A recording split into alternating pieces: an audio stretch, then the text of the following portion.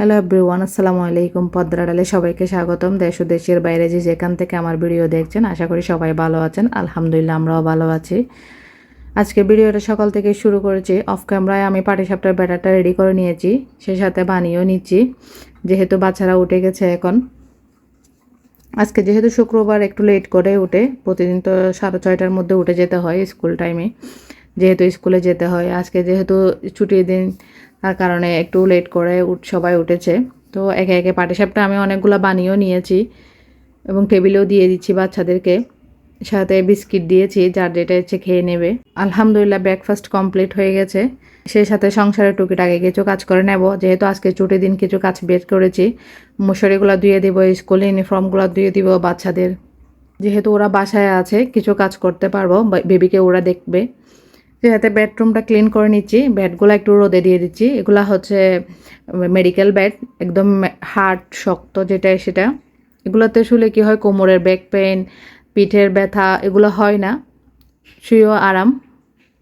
তো আমি সব দুটোটা বেড রোদের মধ্যে দিয়ে দিয়েছি। এরই ফাঁকে অল্প একটু পান্তা ভাতও খেয়ে নিয়েছি অফ ক্যামেরায়। এখন আমি এই মশারিগুলো ধুয়ে রোদে দিয়েছি, স্কুল ড্রেস ইউনিফর্মগুলো রোদে দিয়ে ফেলেছি, ব্যাডগুলো রোদে থেকে একটু সরিয়ে রেখেছি এখন, যেহেতু 10টার দিকে রোদে দিয়েছিলাম।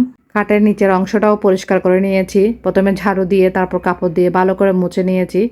রুমটা একেবারে ডিপ ক্লিন করে নিয়েছি আমি, সবগুলো রোদের মধ্যে দিয়ে শুকায়ে, যেহেতু সামনে বর্ষা, যার কারণে আগে ভাগে একটু শুকালে ভালো হয়। এই কাজগুলা গুছিয়ে আমি এই মাছটা কেটে নিচ্ছি, কার্ফু মাছটা ঝটপটভাবে রান্না করে নেব। আজকে আর কিছু বানাবো না, সিম্পলভাবে শুধু মাছটাই বানাবো। চুলায় বসিয়ে দিচ্ছি, মাছের জন্য মরিচ পেঁয়াজ রসুন কেটে, মাছের জন্য মরিচ পেঁয়াজ সবগুলা কষিয়ে নিচ্ছি। সে সাথে মাছ কেটে ধুয়ে পরিষ্কার করেও নিয়েছি অফ ক্যামেরায়।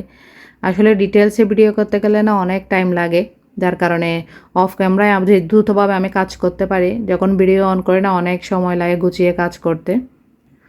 দেখুন মাশাআল্লাহ, কার্ফু মাছ রান্না করা হয়ে গেছে, সেই সাথে দুপুরের খাবারও কমপ্লিট হয়ে গেছে। আজকের ভিডিওটা এইটুকুই। যদি ভালো লাগে লাইক দিবেন এবং সাবস্ক্রাইব করবেন। ভালো থাকবেন, সুস্থ থাকবেন। আসসালামু আলাইকুম।